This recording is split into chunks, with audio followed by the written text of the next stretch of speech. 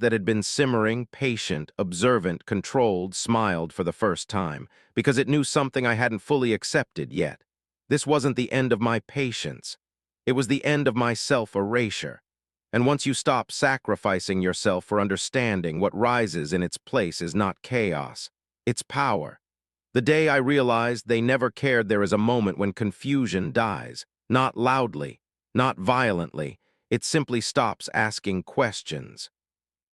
That day didn't arrive with shouting or betrayal in the open. It arrived with clarity.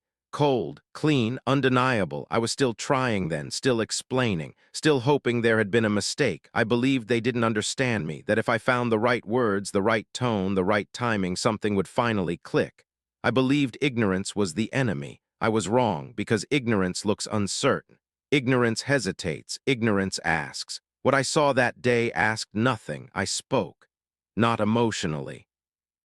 Not defensively. Calm, measured, honest. I said exactly what I meant, and they heard it. I know they did, because their eyes didn't narrow in confusion. They didn't lean forward to understand. They didn't pause to reflect. They smiled. That was it. That small, controlled reaction told me everything, not misunderstanding.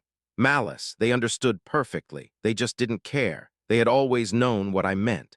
They had always known where I was coming from. They had always known what it cost me to speak. And they used that knowledge against me. In that moment, the fog lifted. Every past conversation rearranged itself in my mind. Every interruption, every dismissal, every "you're too much."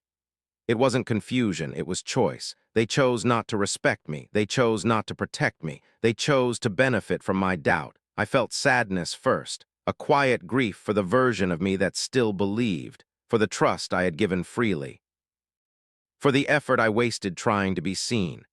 That sadness sat heavy in my chest, but it didn't last, because sadness requires hope, and hope died that day. What replaced it wasn't rage, it was awareness, sharp, focused, emotionless. I stopped looking at them as people who failed me and started seeing them as people who revealed themselves. They weren't cruel because they didn't know better. They were cruel because it worked. It gave them control. It gave them comfort. It gave them power. They enjoyed the imbalance.